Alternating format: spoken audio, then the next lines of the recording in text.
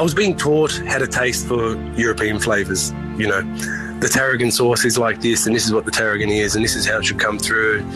And there was just a little bit of a point where I thought, I don't need to learn how to taste Middle Eastern flavours. Maybe that's what I should be doing.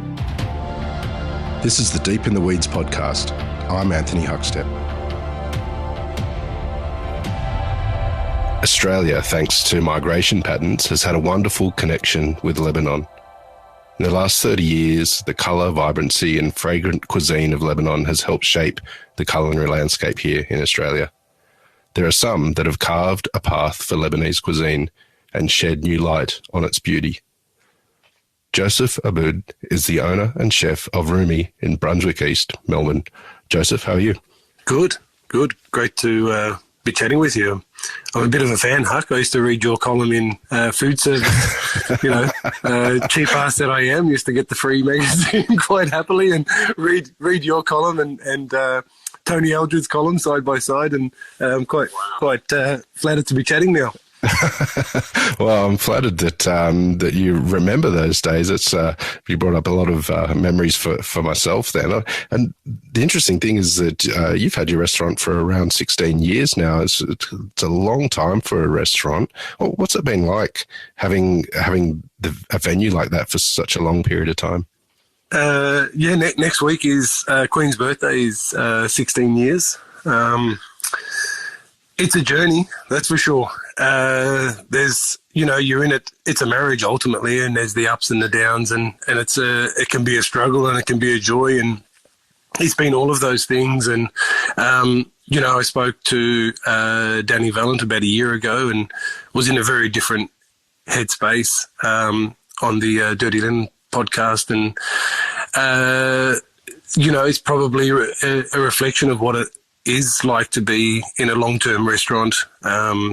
You know, I was at a pretty low point then, and feeling much better now. And you go from the joys of and the excitement of opening something, and then things happen outside of your control very quickly. And you know, for us, we sort of were on the media's radar a lot more than I thought we would be. We in fact opened up in Brunswick because I really thought if I stuffed it up, well, no one comes to Brunswick, so no one will ever know. No one will ever know. So that was quite a surprise, and so it took on a life of its own from that point. Tell us about Lebanese cuisine in Australia. You've been a very big part of its evolution. But how have you seen it changed over the last 2 decades? It's sort of getting. It seems to be the wave seems to be building. It does feel a little bit like we're on the cusp of something quite impressive with Middle Eastern food. I think you know, Jimmy's Falafel up in Sydney sort of goes to show where it's sort of hit, and I think Simon's doing an amazing job there. And he often sends me photos of the line up out the front. I don't know whether to brag or what that's for, but it's very, very impressive. And I think that's probably a sign of things to come for Middle Eastern food. It's really great to see so many people really taking it to the next level. And if I've had any sort of hand in that, that's amazing. I think, you know, for Lebanese food, Greg Malouf was sort of the first to really break that mold. And I think, you know, there was a little bit happening after that, and then Rumi came along, and I was able to sort of maybe make it more every day. So, you know, taking on those ingredients and those philosophies and that approach that maybe you know, a lot of people didn't experience through O'Connell's with Greg or Momo. You know, we've had hundreds of people through the restaurant every week. So it's been really great to be able to share that style of Middle Eastern food with everyone. Well, I want to go more in depth about Rumi shortly, but take us back to when you were young. What sort of role did food play in your family? Food, I think for many Lebanese families, is a little bit taken for granted. There's just no doubt that that it plays a very important role in the family. But I don't know many Lebanese families that talk too much about provenance or technique, or, you know, you would only mention it if something was wrong, you know. There would only be talk of, Mum, what have you done? What have you done? This isn't right today, you know. So only in my sort of older years have I come to remember to also credit Mum when the food's spot on, and you know. But it was never spoken about. You know, where did you get these from, or what are they, or is this the season for it? You just did it, and I think that reflects a little bit in the food at Rumi. It's simple, it's tasty, it's bold. We have trouble sort of singing its praises too much. It's more let's just eat and be happy. So yeah, food's a really big part of the culture, just in a way that's not so much celebrated, I think. And I think we're starting to do that partly because I think for us it's a connection back to our heritage. I started learning more about Lebanon and learning more about my heritage once I tapped into the food side of it. And there's no doubt that having that as a connection point is pretty important. I think particularly at a time where Lebanon and the Middle East is going through a really rough patch. At a glance, there are similarities in dishes and food across the Middle East, but it's so different depending on what country you're in. Tell us a little bit about Lebanese cuisine and what really stands out about it for you. It's interesting that you say that, because you know when you're born somewhere like Australia, you notice the similarities more than the differences, and that's where I found it really hard to draw a bold line underneath Lebanese food that we do at Rumi.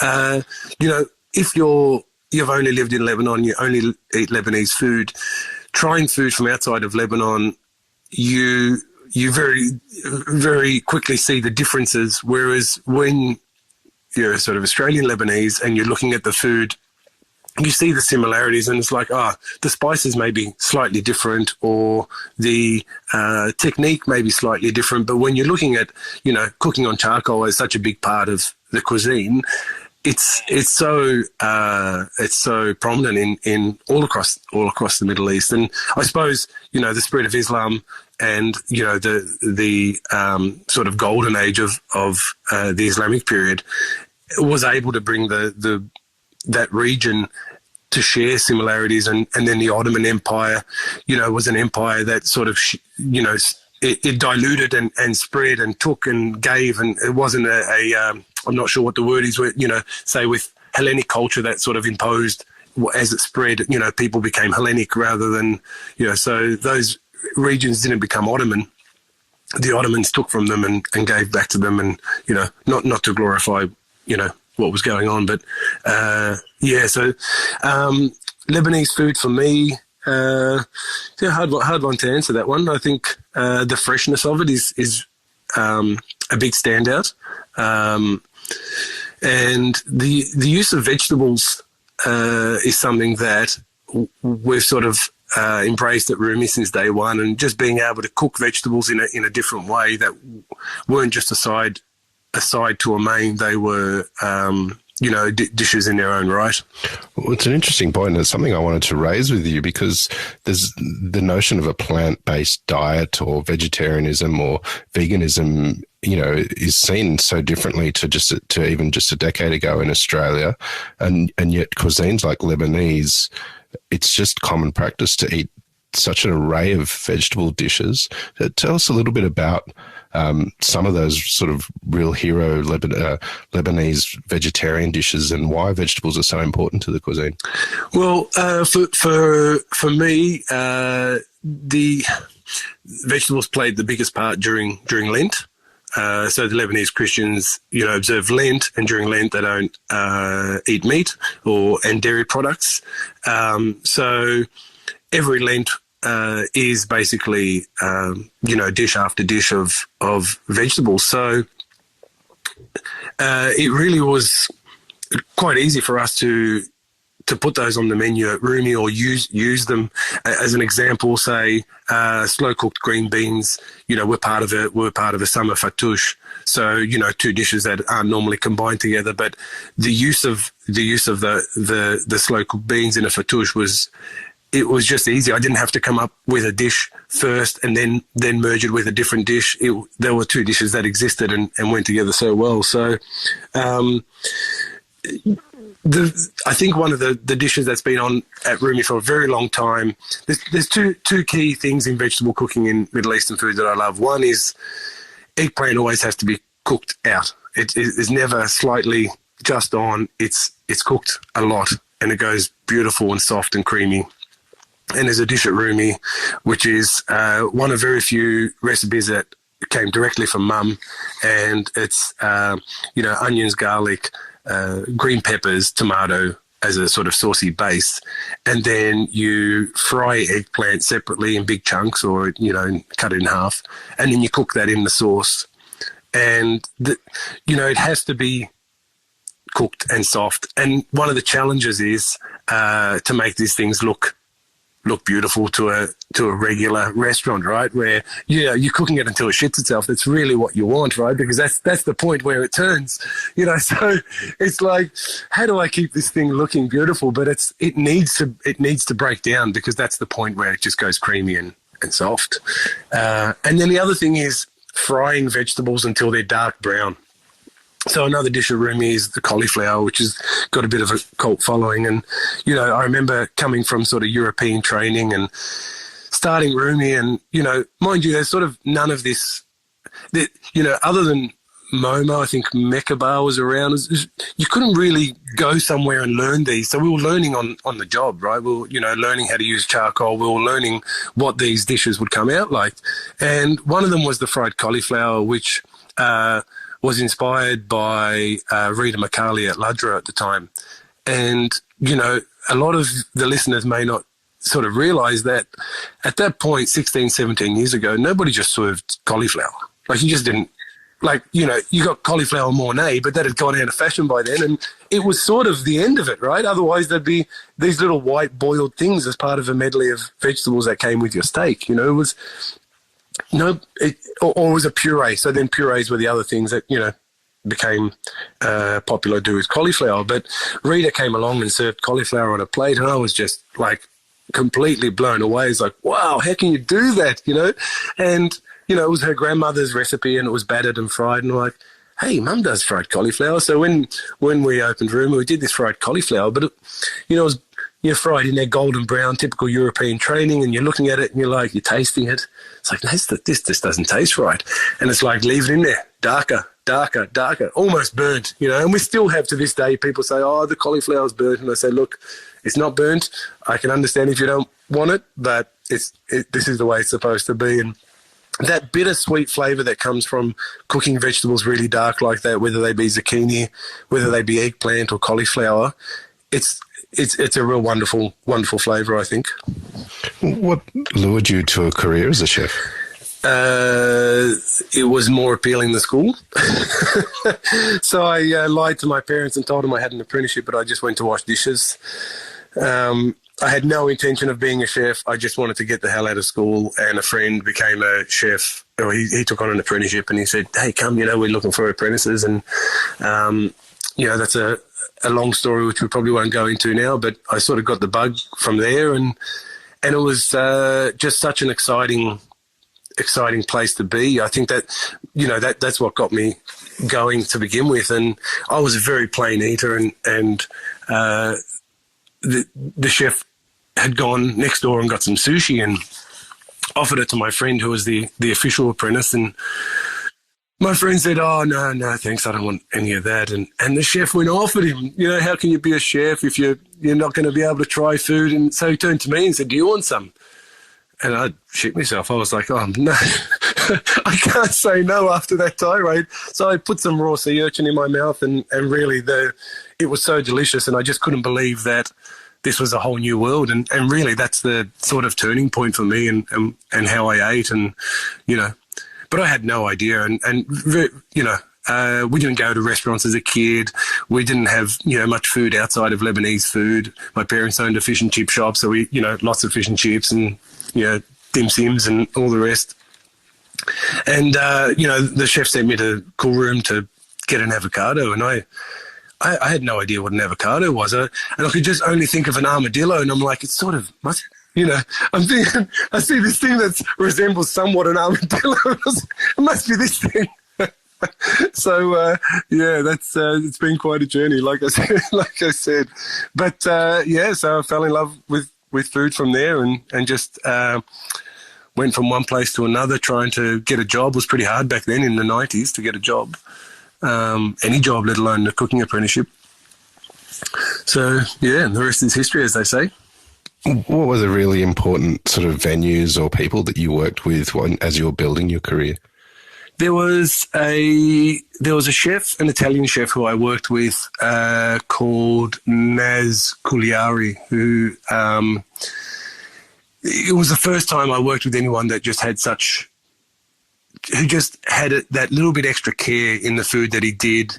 He was really starting to cook food that was, learning from his parents, Italian parents. It was a pizza place in Albert Park in Melbourne called Ragazzi, and it was one of those very first wood-fired pizza restaurants that sort of broke the mold and paved the way for Italian pizza to change.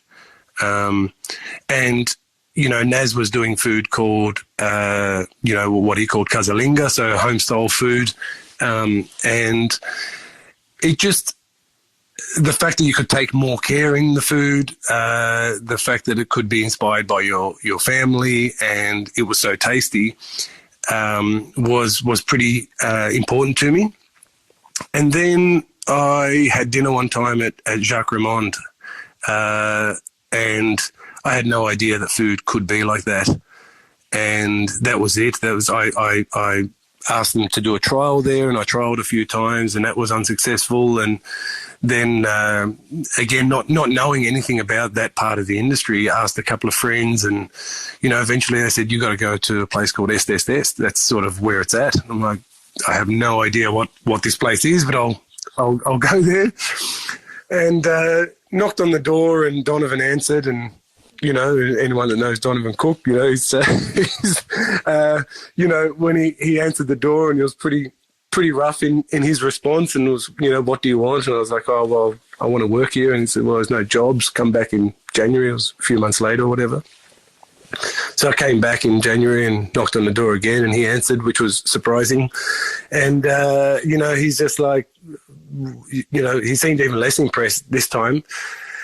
And he said, well, I don't know, he must have taken pity on me. He said, come on in at some point. And I can't remember how that unfolded, but I went in for a trial, and it really knocked me for six. I had, I just could not believe that people could work at that pace, that intensity, and that standard. It was just beyond anything I'd ever seen before. So you're probably starting to gather I lived quite a sheltered life before this. Do you have any stories from what it was like in that kitchen? My music taste was, went as far as Prince and anything that Prince had done. And, I walked into this kitchen that was, blaring Led Zeppelin, and Josh Emmett was there setting the pace, and it was really incredible. Do you have any stories of what you learned or what you experienced in that kitchen that inspired you moving forward? The standard was so unbelievably tight that I think it really just changed the way I work. It's the only place I've ever worked where there was no room for discussion. That was it. That was the standard, and nothing else was going to be accepted. When did you start first thinking about opening your own restaurant and sort of the beginnings of Rumi? The beginnings of Rumi happened. So I worked at Est, and then I went to Circa with Michael Lambie, and then I did a big trip overseas. I did the old Silk Road overland by myself. That was pretty big deal. Came back and I opened this little restaurant in Kilmore, which is just north of metropolitan Melbourne, little country town. Just a little sort of bistro in a country town. That didn't work, so that was first failure. We can notch that one up. You probably start marking them off as I talk for the rest of this conversation. Then I went back to, I then thought I'll give Greg Maloof a call and see if I go and work at Momo. So I think I went to work at Momo briefly. Then I went back to work at Ondine with Donovan again.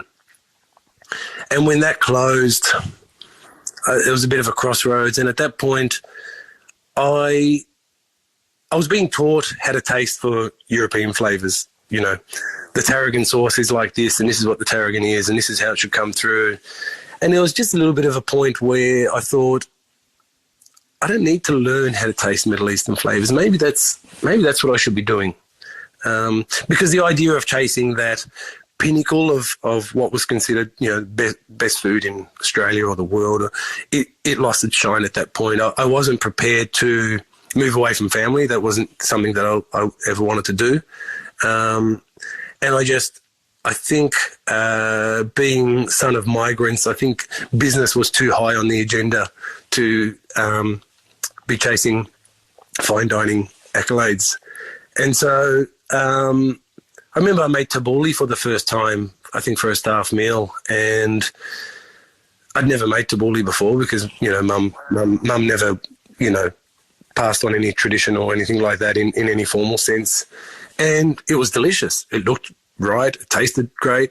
Once I'd sort of made this idea that, or come to this conclusion that Middle Eastern food is where I should be heading, the idea took a couple of forms, and one was like inspired by the tea houses of the Middle East, with, you know, food taking a secondary role, and then turned into a bar that would serve Middle Eastern food, and then meeting Nat, who is my wife now, she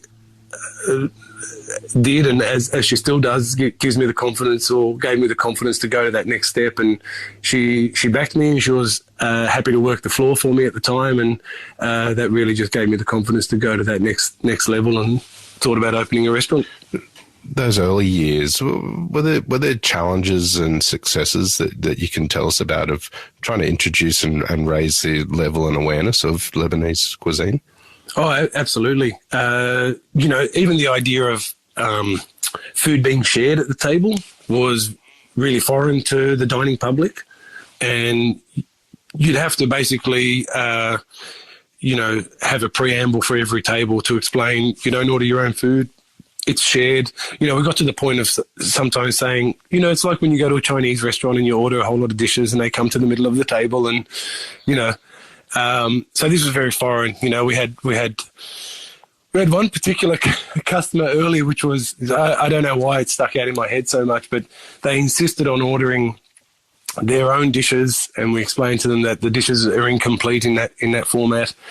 And, you know, this was very early days, and they left, and the last thing she said was, "You won't last very long around here." So that was really like, man, even if you hated it, we're just a young couple opening a restaurant. Do you have to be so nasty, you know? So anyway, you know, we were sort of bumbling along, and people started to get it. People starting to gain a little bit of popularity. And then John Lethlean was writing for The Age at the time. And it was a Friday night, and we were sitting at the back of the restaurant, an empty restaurant on a Friday night, and a couple of kids come to the door, and so everyone disperses getting ready for these customers. And I thought, oh God, you know, we've not only have we got hardly anyone booked, there's kids, so like they're going to spend about $2 each. And you know, the family came in, and then John followed them, and he loved it and raved about it, and we were sort of booked out from that time on. Yeah, it was pretty amazing. And, you know, Brunswick was really hadn't quite turned the corner yet. We were like the first, you know, non-traditional restaurant in the area. There's a couple of old Thai restaurants and Indonesian restaurants and stuff like that. And we were the first new restaurant in the area. And, we'd be booked out and people would be saying, oh, where can we go? And you'd say, oh, you have to go back down to Collingwood or Carlton or Fitzroy or somewhere like that, because there was really nowhere to send them. What's been some of the real highlights over the years? It's been incredible, 16 years, but what really stands out for you? I think one of the highlights is when Anthony Bourdain came for no reservations.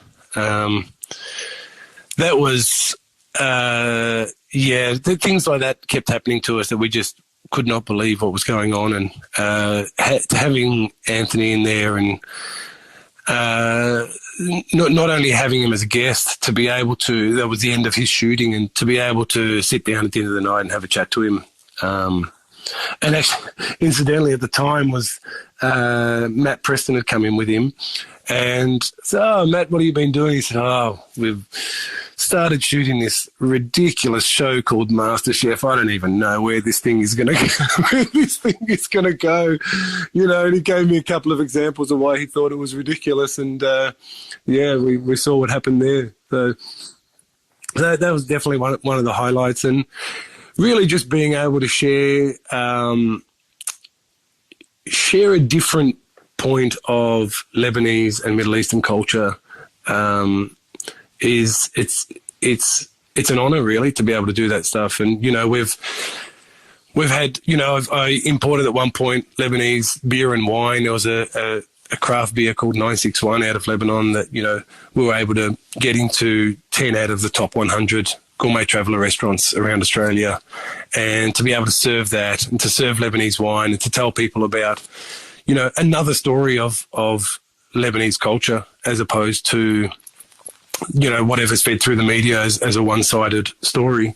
That's I think that's the biggest highlight. And being able to consolidate my relationship with Nat, and we got married and we've got 3 kids now, and the restaurant is our life really.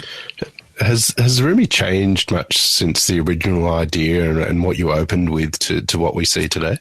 Yeah, it's changed so much I wouldn't even know how to articulate it. Like the original idea was to have myself and an apprentice and a kitchen hand and Nat and a casual waiter. We thought that would be the extent of what we needed to run the business. And there's 20 odd staff there now, and it's gone through so many different incarnations. The food got very sort of, not very, but it was getting fussier at one point, and then we sort of had to pull it back in another direction. And there's been times where I've been out of the business for a certain amount of time doing other things, and then you come back and you realign it in a different way. And there was one point where I went to another restaurant, and the dish was sort of a modern dish. I don't know how else to put it. And I said to Nat, the problem, that this dish could be on at Rumi. And that's not cool, because that means we've just molded in with what everyone else does. And, we made a decision then to sort of pull it back away and not try and fall in line with what the trends were. And, because that's not how we started, but you sort of get drawn into it. And being able to sort of use the time we've been at Rumi to stay relevant somewhat, but not get sucked into each trend that comes along. It's pretty tricky. The last couple of years have been incredibly challenging for many people, especially in hospitality as well. You mentioned that you're in a different mindset when you spoke to Danny Vallant on our sister podcast Dirty Linen last year. What has changed for you? Are you approaching the restaurant and what you do differently out of sort of the adversity of the last couple of years? I'd love to give a much deeper answer as to, some profound change that's happened, but I think what it's done is just galvanise what's important and focus on the people and the things that are important in life. And when I say in life, that doesn't mean separate to Rumi. It's, it's somehow, I've done, there's been a lot that I've done over the years. And it somewhat felt like, I was a philanderer around town, looking for the next shiniest, youngest thing, and then realizing that, in fact, Rumi was right there, standing beside us and supporting us, and it was what we needed. We just needed to give it more attention and really get back into that, and we didn't need anything else. And that's probably one of the biggest things that sort of happened, partly as a result of the pandemic, but I think it was, it sped up something that I was already feeling. You've created this incredible restaurant that's connected so amazingly, not only with the community, but for those that visit Melbourne as well and experience your hospitality. What do you love about what you do? I can't conquer it.